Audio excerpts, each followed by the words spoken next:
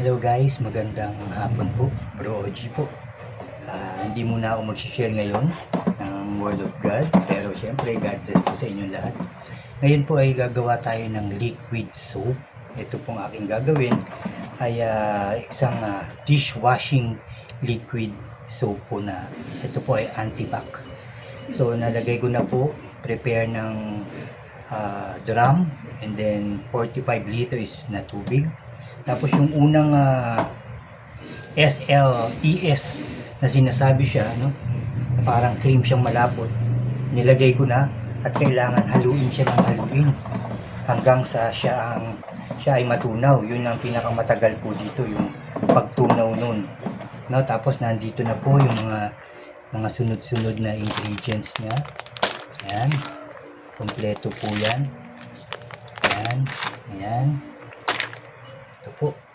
Ayan. Ayan. At ito. Powder. So, ang first step nga yung tubig at saka yung SLES na sinasabi nila na kailangan tunawin. Yun ang medyo matagal tunawin. No? Para po siyang yung petroleum jelly na 3.8 kilo po siya. Yun po ang ilalagay. Pagkalagay mo, kailangan mo siyang haluin ng haluin hanggang sa matunaw. Yun po ang nakakapagpapawis. So, yan po. At ito nga po ay tutunawin ko muna.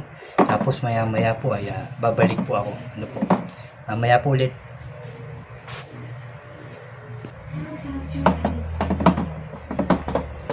Hindi pa po siya natutunaw.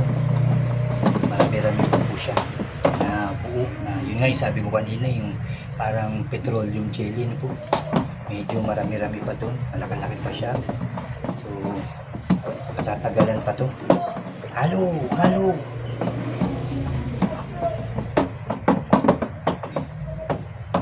So mamaya po ulit at medyo maingay din yung paghalo. So mamaya po ulit.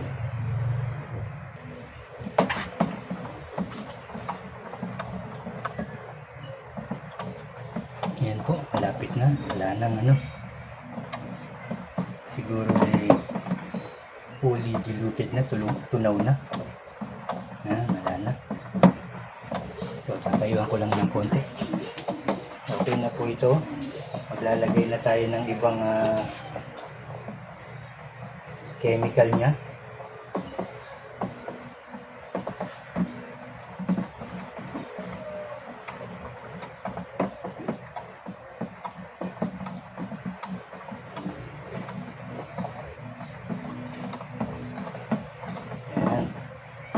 Okay na.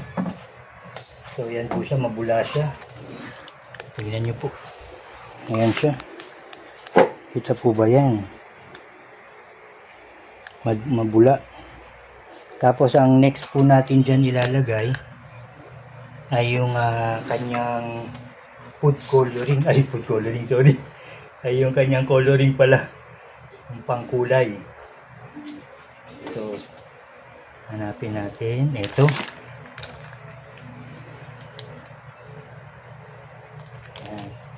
Ito po, ang ilalagay natin dito.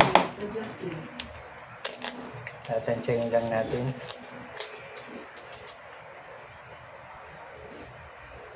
Green. Ayan. Halo.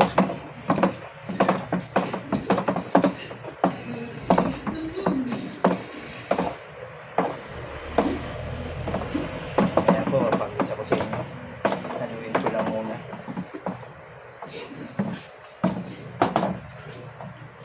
Ayan, tingnan nyo. Nagkulay green.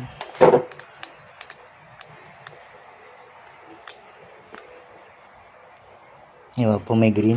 Haluin ko lang yan.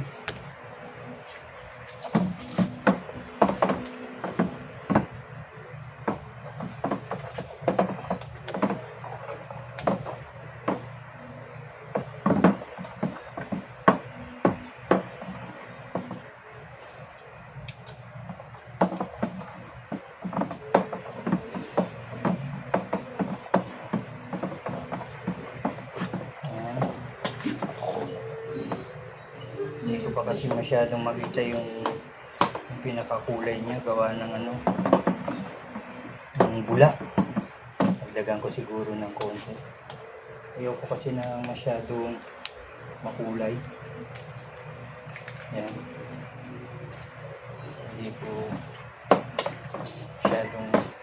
Hindi ko uubusin yung kulay niya.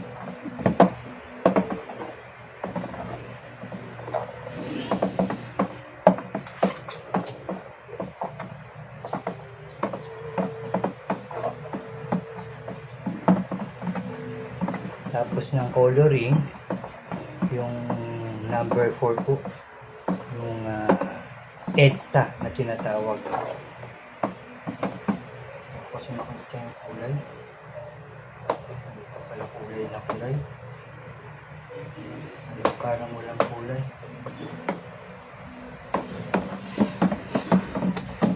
Hindi ko pala lahat.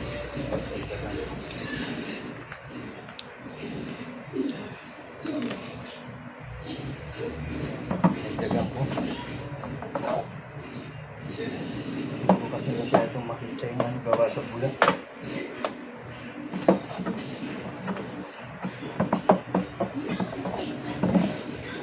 Pagkatapos niyan, ilalagay ko na nga po yung EDTA, yung number 4. Ito, number 4 daw. Lagay ko lang.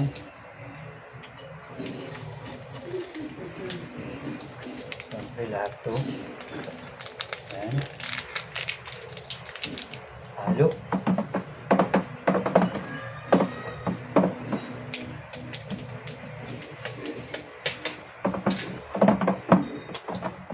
Halo na halo.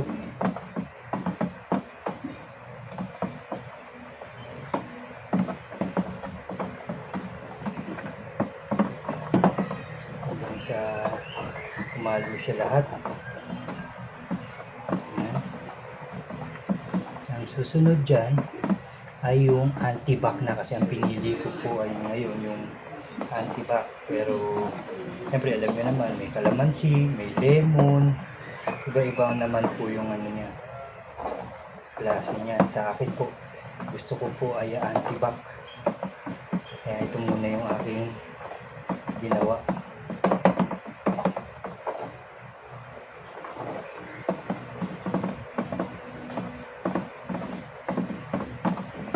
Pagkatapos ko yung haluin,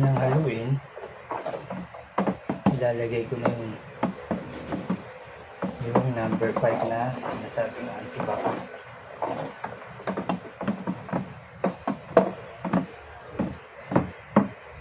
And next na natin yung number 5 daw na antibac. Siyempre lahat mas maganda, mas marami. Antibacterial.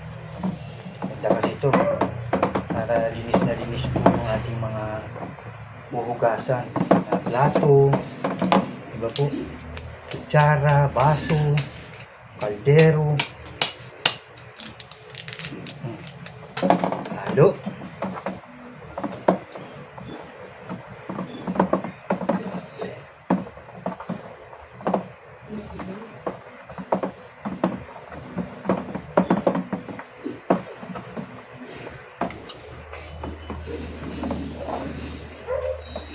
Kailangan halong-halo din to.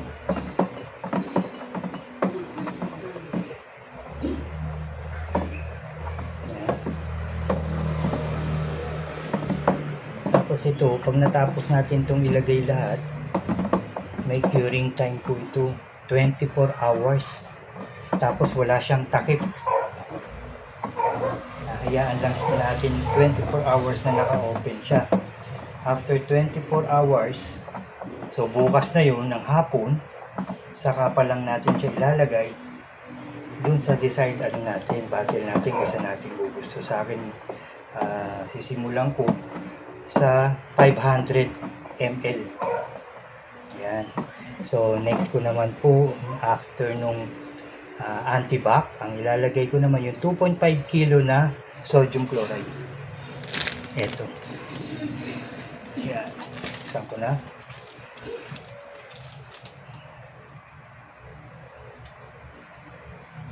paglalagay, teka lang, ay slowly. Hindi yung bubuhos mo kagad na bigla. Dahan-dahan din. Halo, tapos dahan-dahan. Ganun po ang paglalagay niya ito. Konti muna. Yan. Then halo.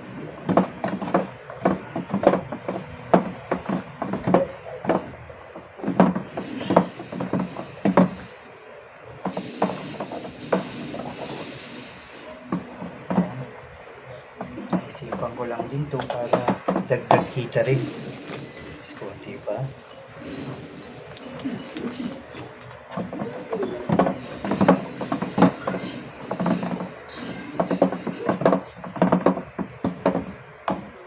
Lagay.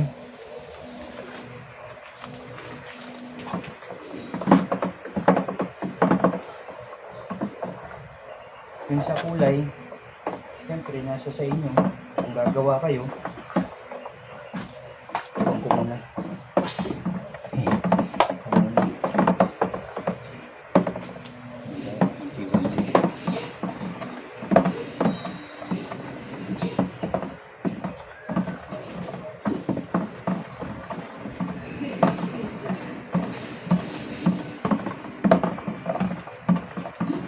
Tagal din, ha? Nakakangawit din.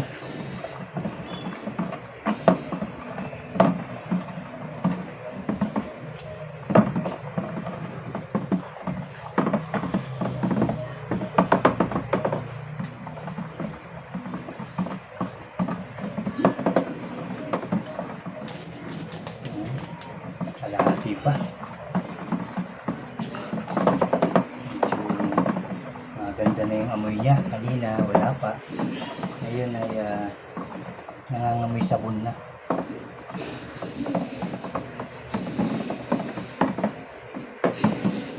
Ulit.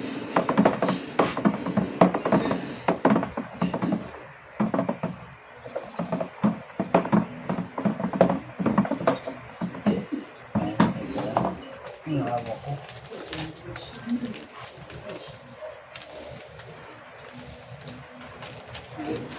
Hello?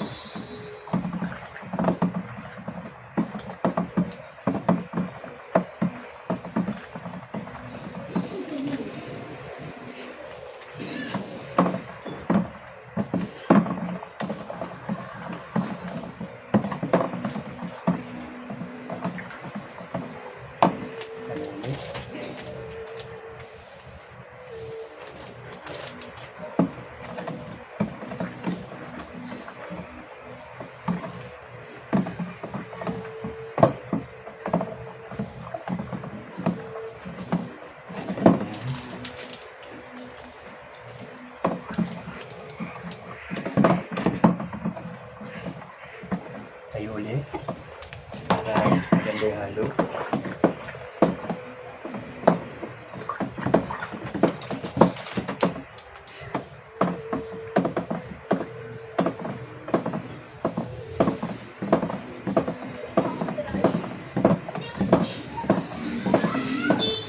Nailagay ko na lahat,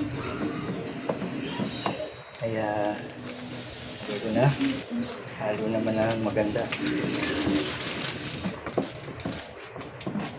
Halo.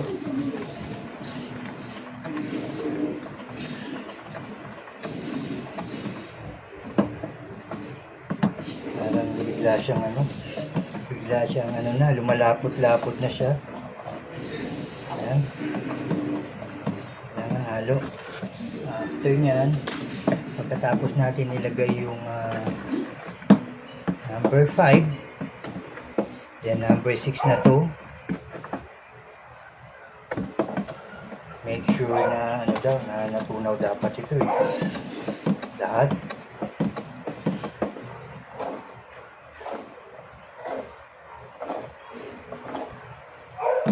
So halo pa, parang may mga nasasalat pa ako. And after naman yan, yung scent na, yung bango niya, yung number 7 na.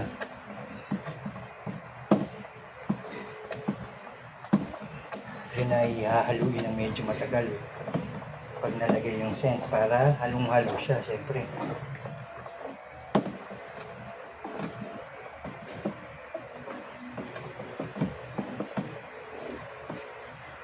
Pumigat na siya, ano na siya. Ano, lumapot na siya. Oh, kita nyo?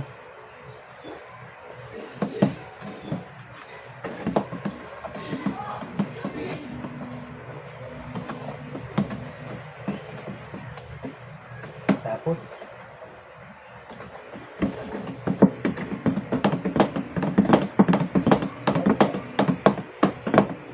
then after nga nun, lumapot na siya,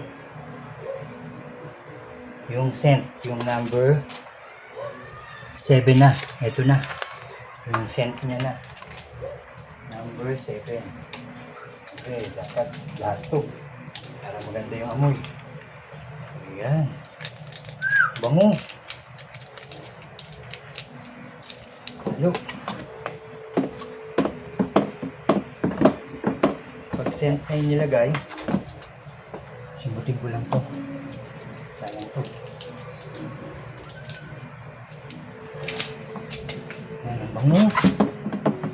Kailangan ito yung medyo matagal ulit na haluan para halong-halo yung ano niya, kasi medyo malapot na, para halong-halo yung bango niya, yung amoy niya.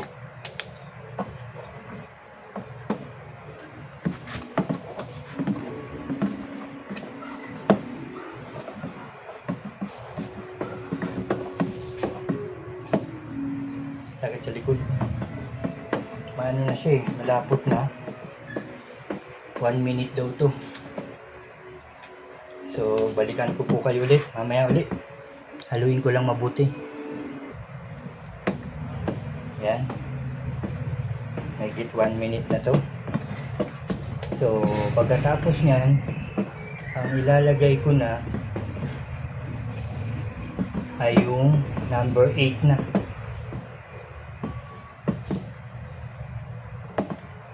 Number 8. So number 8 na. Tapos stir ulit.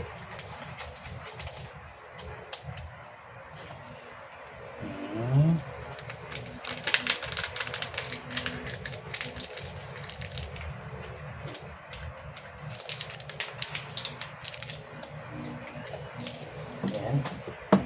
Halo ulit.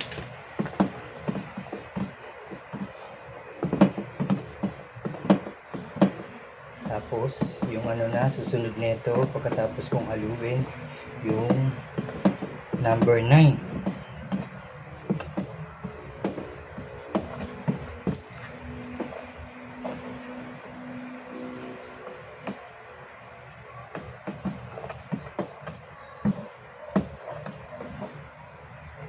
Ang number 9 ay yung foam booster. Yung bula niya. Gusto ko kasi dito ay syempre gusto natin sa mga sabon, di ba? Yung mabula talaga.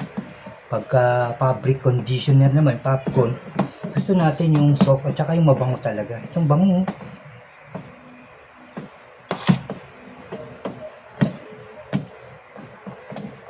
Kayo ang kulit. Dalawa na lang naman ang ilalagay natin, tapos na. Yung number 9 at yung number 10 na lang.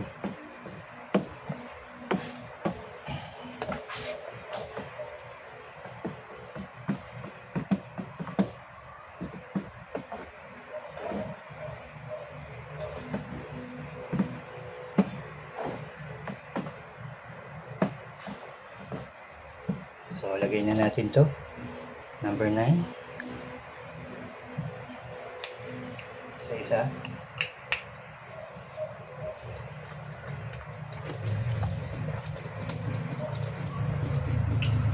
Halo.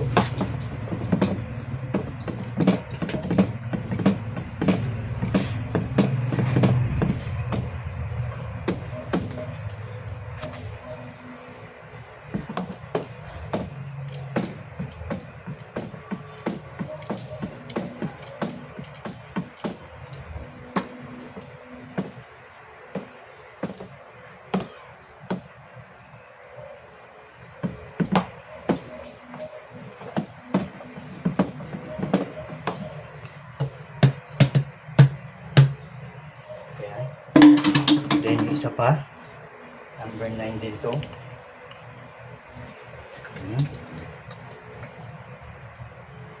Diba? Para mabula talaga siya. Maganda yung mabula. Sabon.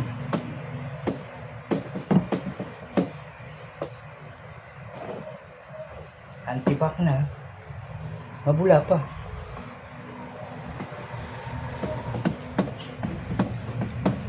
After nito yung number 10 na. Yung number 10 is decreaser. Yun na yung last. Tapos steer. Ito na yung steer for 5 minutes and more. Yun na yung pinakamatagal na paghahalo. Then tapos na. So haluin ko lang to ng konti. Lalagay ko na yung decreaser nya.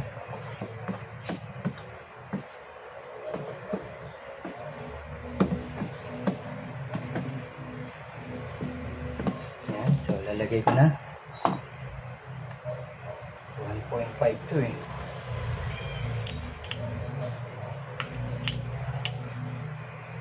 Ayan na.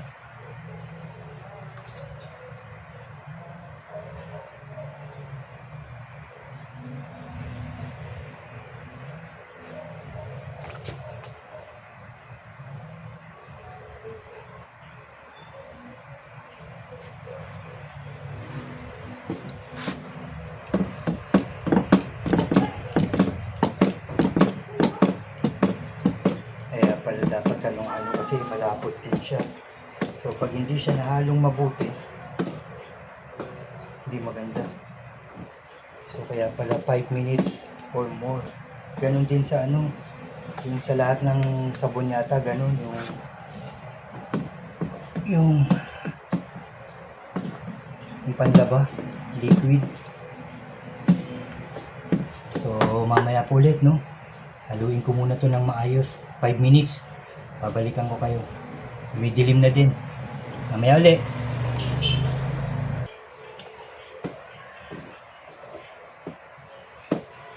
Yan po. Halos 7 minutes. Haluan. So, finish na po ang ating liquid dishwashing or dishwashing liquid soap. So, ito na po siya. Wait lang po. Nilipat ko lang siya. Alisin ko lang muna dito. Yan.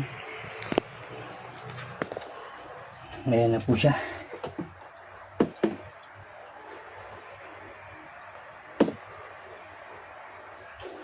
So, curing time po. Hanggang bukas din ang ganitong oras. Sisilipin natin siya. Tapos, pwede na siyang ilagay sa ating plastic bottle. So, yan po. Salamat sa Lord dahil natapos ko na rin. So, hanggang bukas po ulit. See you na lang po sa ating paglalagay nito. At God bless po sa inyong lahat.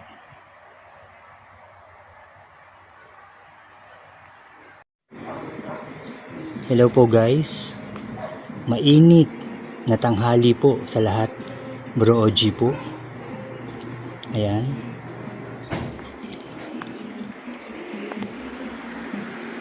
At tayo ay pupunta na dito sa aking ginawa kahapon.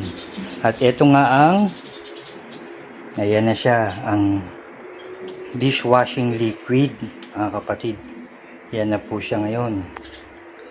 Ayan, at hindi lang yan ang aking nagawa.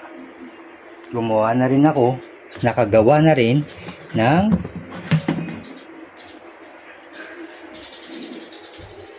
fabric conditioner. Ayan na po siya. Hinalo-halo ko yan. And hindi lang yan, nakagawa na rin ako ng ayan, laundry detergent. Nakagawa na rin po ako niyan. Ayan, so salamat sa Diyos. Ayan na ang aking mga nagawa. Natantayin ko na lang ang aking mga in-order na bottle niya para mailagay ko na siya. So yan na po muna.